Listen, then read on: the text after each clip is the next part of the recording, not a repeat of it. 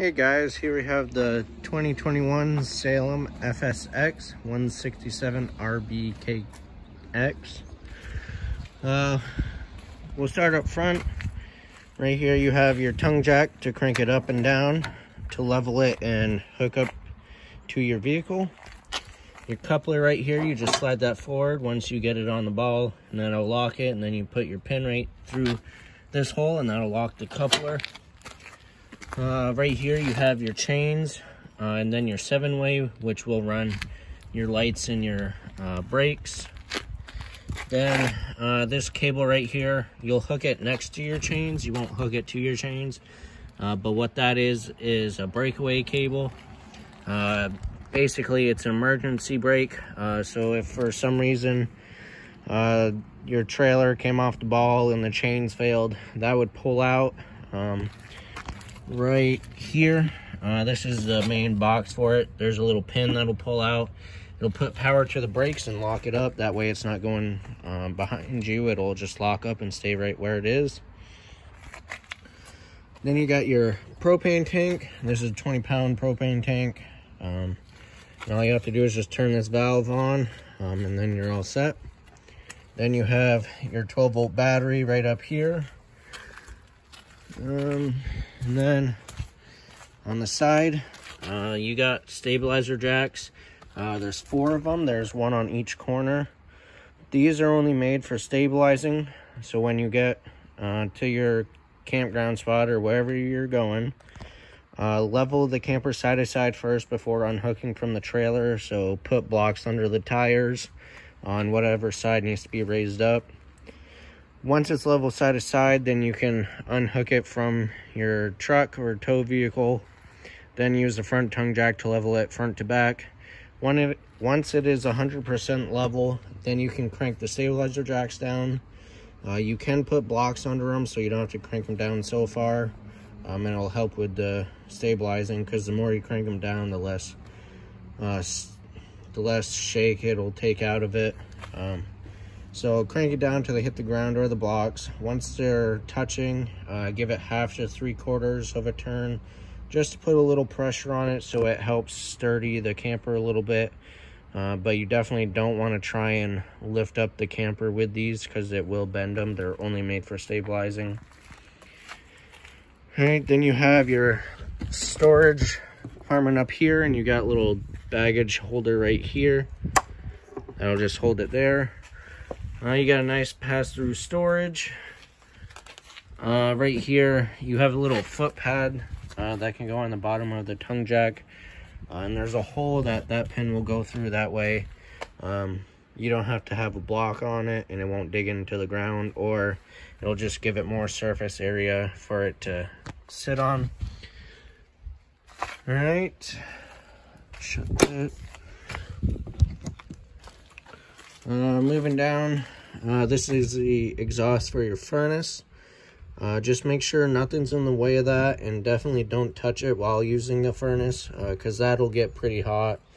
And if you touch it, you'll get burned, or whatever it's in a way.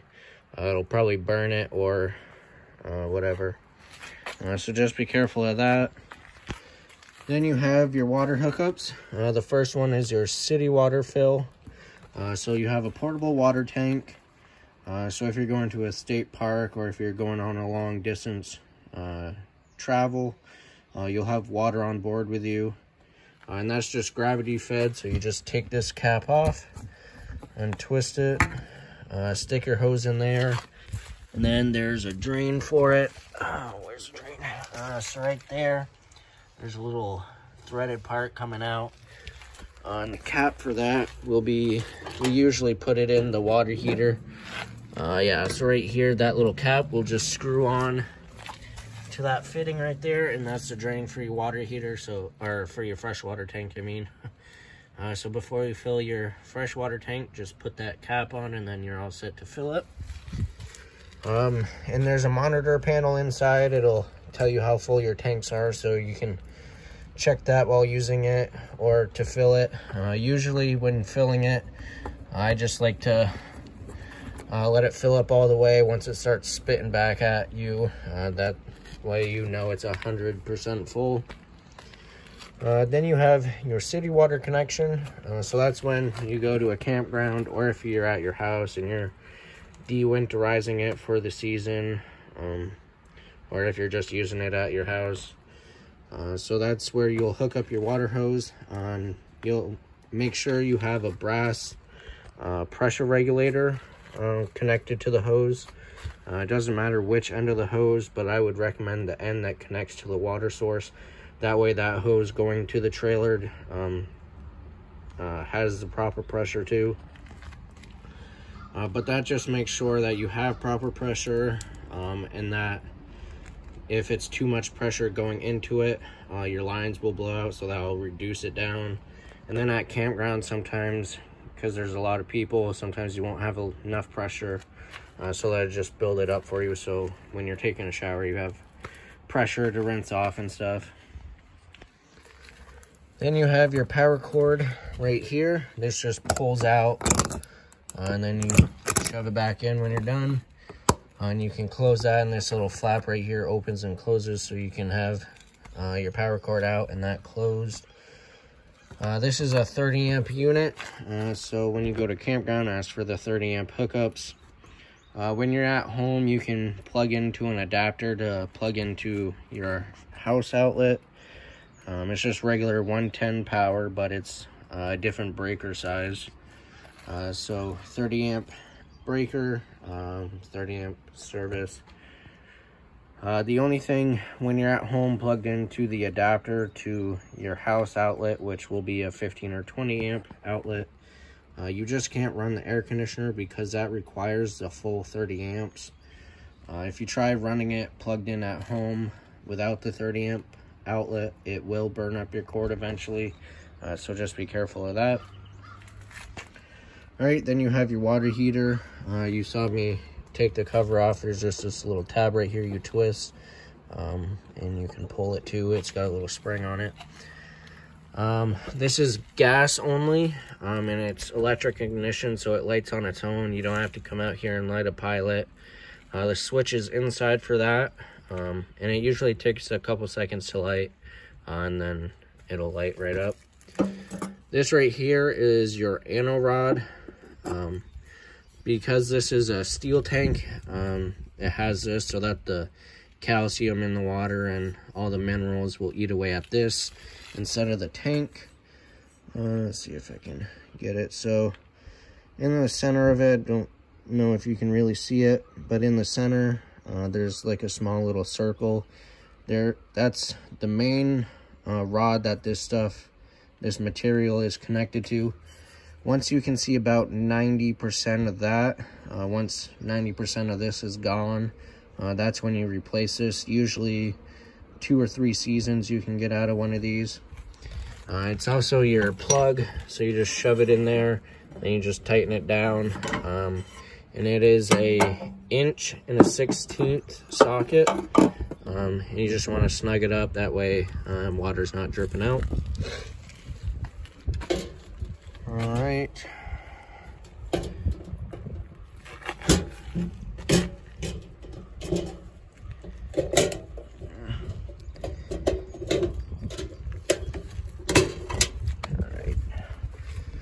All right, now you have your sewer outlets right here. So there's just one outlet. This cap will twist off, and then you'll put your sewer hose end on there, and then put the other sewer hose end into the campground dump station, or any dump station. This one over here, black handle, it's going to be your black tank. That'll be your toilet holding tank. And then this one is your gray water. It has a gray handle, so your sink and shower water. While using the camper and using the sink and toilet, you'll keep these valves closed. And then, like I said earlier, there's a monitor panel. Once your tanks are reading about 2/3 or all the way full, that's when you come out and pull the valves and empty it. I recommend pulling the black tank first, let that drain out. Once it's empty, close it, and then open the gray tank valve, and that'll just flush out your sewer hose, so it's not leaving a mess in it. Right, now you have your cable hookup right here. So if you're at a campground and they got cable hookups, that's where you'll hook it up to. Back here, this has a black tank flush. So when you are dumping your black tank, you can hook up your hose to here. And there's a check valve in there, and there's another thing that only lets water go in and nothing comes out, so you can use the same hose and there won't be any contamination. But there's a little spray port in there. I'm going to just clean off the sensors and flush everything out and get it nice and clean for you. Make sure the valve is open when doing that, because if you have it closed and you're doing that, and if you get distracted, the only place for the water to go if it fills up is through the vent on the roof or out through the toilet, so you definitely don't want that happening. So when you're using that, just make sure the valve's open. If you are staying right here, you can close it for a few seconds, let it fill up a little bit, get some water in there and open it and let everything that's left on the bottom flush out. Then you have outside shower here, just regular hot and cold water with a little shower hose. Spare tires back here. There is a dummy for a backup camera. It's pre-wired for one. So if you ever wanted to get a backup camera, it's already set for you. It's just plug and play. All right. Right here, you have a little outside fridge. And then there is a little bit of space for some storage. You got outside outlet right here, so you can plug things in outside. You have the other side of the storage compartment. And right here, this is the crank for your stabilizer jacks. So there's a little drive nut on the end of them, and you can just put that there and crank it up and down. And this is pre-wired for solar charging, so you got a little solar port right there. Now we'll go inside. Alright. Let's see. So to the left, you have your control center. It's got your switches and your monitor panel on it. So this right here, you got a light switch. It only turns on that light, and then the rest are just push button. So there's a little circle in the center, and you just push, turns on the lights. Then right here, the second light switch is for the lights under the awning, right there. Then you have the water heater switch to turn on the gas. So you flip that on, this light will come on. Once it lights, that light will go out. Your water heater will try 3 times to light. If it doesn't light in those 3 times, that light will stay on, telling you that it's not lit. All right, then you have your water pump switch. So if you're using your freshwater tank, you'll just flip on the water pump, and then you'll have water. And then when you're done camping, you just flip that off. All right, then you have your awning switch right here. So let's see, so up is out. And with these awnings, they don't stop on their own. Or not even, so it won't go out a little bit. Just give it a little push, and then it will go. But so these don't stop on their own. So when you're rolling it out, you'll have to watch it. There'll be a valance that'll fold down, and you'll be able to see the bare tube, and I'll show you that in a second once we get there. But once you see that, just let off the switch, and it's all the way out. All right, so right about there, once the valance is straight up and down, so just like that, that's all the way out. And then if you keep holding the button, it'll roll it backwards and might cause some damage. And then on each arm, there's a little pivot point right here. You can pull down or push up. It'll adjust the pitch to the awning, so if it's sprinkling out, it'll let the water run off and not pool in the center.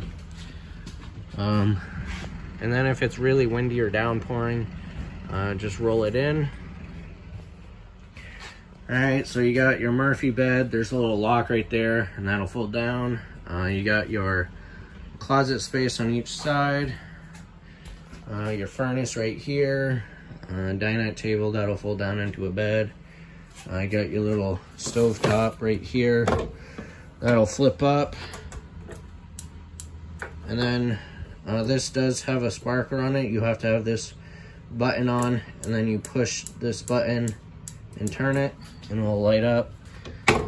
You got your light and fan, household microwave. I got your thermostat for the furnace here.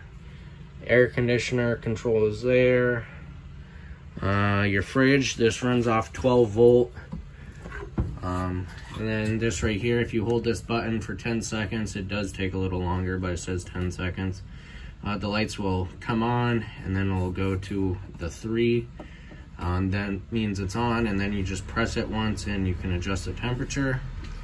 If you're not using it, I recommend turning it off, so you just hold the button again until all the lights go off and it's like this. That way it'll save your battery if you're not able to plug in. Then you got your bathroom here. Pretty simple, some closet space, medicine cabinet, shower, some more storage, and then you have your toilet. So you have foot flush right here.